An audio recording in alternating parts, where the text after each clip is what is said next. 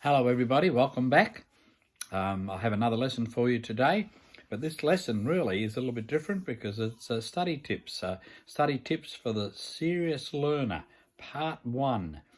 So I'm going to do this over a couple of days to give you some ideas on how to study, how to get ready for study, and how to really learn English. So number 1 is practice, practice, practice. As we see, there's no magic way to learn English instantly. You really do have to work at it. Fortunately, with the possibilities of the internet, it's easier than ever to practice. Now, you may want to study by yourself, and if that's the case, there are many resources and tips available to you. Or if you prefer more structure, you want a really structured learning environment, there are quite a few free online English courses that you should consider, either as a supplement to another course or as your main course, or just as a supplement to what you're reading and listening to on this Facebook page. Number 2, and there's going to be 15 tips, all right? So this is number 2. The more you practice, the better and quicker you'll learn. In order to become an expert at something, you need to practice it for 10,000 hours. An expert said that. And if that's so, you might have a long way to go yet. If that sounds like a lot of hours, that's because it is. So start putting in the hours as soon as you can. It's very hard to learn something if you're only putting in 5 minutes here and 5 minutes there. You really do have to put aside some time. If you want to work on grammar, start with some solid tips for general grammar learning, or do a quick review of some common mistakes. If you're struggling with listening skills, you can start with a general overview about listening resources available online, then move on to podcasts or audiobooks. If you prefer to add in a visual looking aspect, look into movies and TV shows that will help you improve your listening comprehension.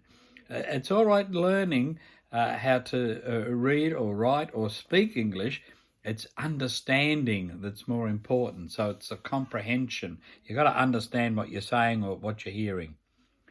Reading skills are also easy to practice, whether you want to find easy books or check out books that have been made into movies. Then you can watch the movie.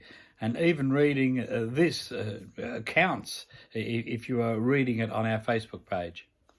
Pronunciation and speaking are a bit more difficult to practice if you don't have a native speaker to talk with, but they're not impossible to improve. Begin with general speaking practice strategies, some of which you can use even without a partner. Then learn more about websites that give online speaking opportunities. Then read some posts about improving your pronunciation. If you want me to check your pronunciation, I don't mind if you do a little video of you pronouncing some words and sending it to me via Messenger. I'll have a look at it and then I'll give you some constructive feedback. Last but certainly not least is vocabulary. Maybe you want to learn more about idioms or proverbs, or perhaps you're tired of sounding like a robot and want to learn more English slang words. And I've been giving you some of the slang phrases. Learn which words you thought were okay to use, but probably aren't. Some of them might be a little bit sus. Also consider increasing your vocabulary related to specific topics, such as colours, sports like soccer, football, softball, health and fitness, food, or air sports. And really, that's just the beginning. Tip number 3, find your motivation. Like any goal, learning a language is always easier and more fun if you have a reason to do so. Be sure to remain focused on that reason, since it will help you get through the times when learning seems hard. I've spoken about this before. You got to find your why. Remember that? You got to find your why. Why are you learning English? You should also recognise that you may have more than one reason for learning English, and that motivations may adapt or change from time to time. Number 4, work hard and play hard. Learning English is so much better if you make it fun. You should try to make a game out of it, whether that means literally playing board games to learn English or finding ways to include English learning in the games. Number 5, for better future output, get lots of input now. There's an idiom for this too, or a slang. Don't put the cart before the horse. Don't put the cart before the horse. This means that sometimes you have to do things in the right order. In this case, it means getting as much input as you can first and not stressing out about your output, which is your speaking and your writing, at least not at the beginning. Just get as much information in as you can and just keep on reviewing it. Number 6, focus on communication first. English's vocabulary is enormous. Its pronunciation is difficult and its spelling is a giant mess. To add to that, you're not perfect, so you're going to make mistakes when you're learning English. The sooner you accept that, the better. Have you accepted that? Good. Now it'll be much easier for you to communicate with others and get your point across. You can work on perfecting things later in the learning process. Remember, communicating is just making sure that the person you're talking to understands you. Even if you get the grammar wrong, if they understand you, then you've communicated. Number 7, don't forget structure. At the beginning of your language learning process, it's usually best to focus on speaking and not worry much about mistakes. But when you get to the more advanced levels, things like grammar, spelling, and word choice do matter. Think of language being like a building and grammar as the structure. If you don't have a good structure, eventually your building will collapse. In actual fact, instead of calling it a structure, I think it's the foundation. If you don't have a proper foundation in a building, it will fall over. Number 8, recognise that learning English isn't a straight line. It's not a straight line, it's all over the place. If you're in a class following a textbook or using any kind of curriculum, you're likely to find that these resources present topics and grammar points in a certain order. Generally, things move from easier to more difficult as time progresses. But that doesn't mean that you always have to follow the book.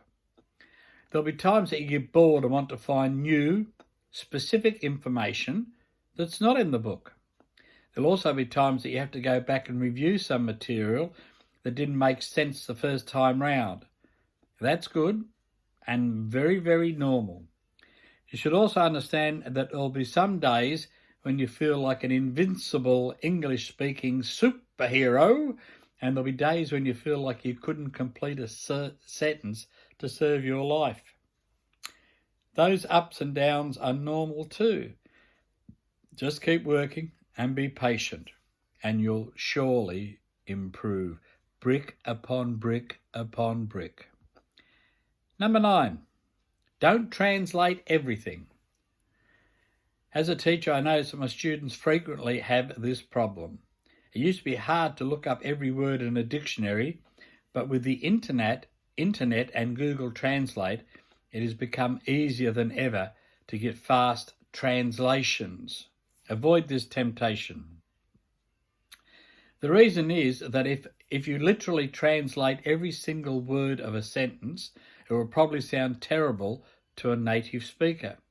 That's true for every language. Word for word translations generally don't take things like idioms, auxiliaries, and preposition changes into account. And as a result, it's nearly always obvious when students are translating every single word. On the other hand, if you're reading an English text and trying to translate it into your native language, it might not be as bad. It will probably waste your time and confuse you a bit, but at least it won't confuse the person you're speaking to. I find sometimes on Messenger, when I'm talking to people and I've got the native English language and they haven't, they try and translate their language into English, and it doesn't come across what they actually wanted to say. Number 10, and I've been saying this one for a long time, keep a language log or keep a journal. Keep a victory journal. Either buy a notebook or dedicate a file on your mobile phone or computer to your English learning experience. Every time you learn a new important word, add it to your log, along with a definition and an example, a sentence example, if possible. You can also write other experiences in English if you want more writing practice. The benefit of a log like this is that you get to practice a bit of writing, of course, but it's also good to reinforce new vocabulary. There's a belief that in order to understand and retain a new vocabulary word, you need to use it in context at least 3 times. Keeping a log can help. Additionally, if you look back at earlier entries in your English log, you'll be able to reflect on how far you have progressed, and you'll probably be surprised and motivated when you compare that to how much you now know. Number 11, be consistent and accountable. This is more of a goal-setting tip as opposed to a strictly English learning tip. The fact is, you're more likely to successfully stick with a goal and complete it if you do it consistently and if you have some form of accountability. If you can only dedicate 15 minutes a day to studying English, but you do those 15 minutes every day, you'll probably have better results than if you try to study for 3 hours in one session on a single day every week. Or how about a plan to learn English 35 minutes a day? At the same time, if you have learning partners like classmates or family members who know what you're doing, they'll be able to push you through and motivate you to keep studying and stick to your plan. Later on in the year, in a couple of weeks' time, I'm going to be announcing having study buddies, like a master plan, putting some of you students together, maybe 4 at a time, to swap notes with by Messenger and to keep yourselves accountable, but I'll announce that later. Number 12, be realistic. Sure, it'd be great if you could practice for 10 hours a day, but that probably won't happen. You'll have to recognise your own limitations, especially in terms of time, and learn how to work with these limitations. As mentioned in tip 11, if you can only dedicate 15 minutes a day to studying, it is better to acknowledge that and to work with it than to make grand plans to study 2 hours a day if those plans never actually happen. If you're going to do something, just do it. Number 13, know your level to improve your level. This is similar to tip 12, but in order to recognise your limitations, you first need to understand what they are. Now, tests are never fun, but sometimes they're necessary to diagnose what areas you need to improve the most. Now, sites like Oxford and Cambridge have their own tests, and a simple search on the internet can help you find many more.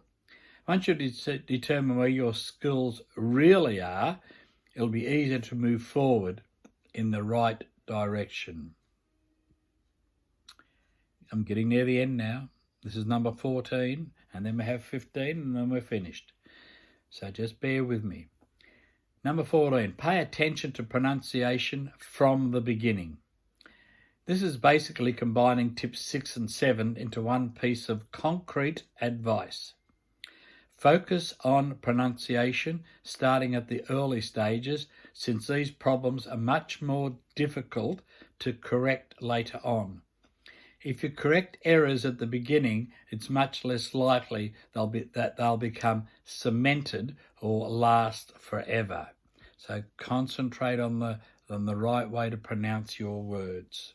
And as I said earlier, if you want to do a little video of your own pronunciation and send it to me by Messenger, I'll correct any mistakes and I'll give you a little mark, out of 10.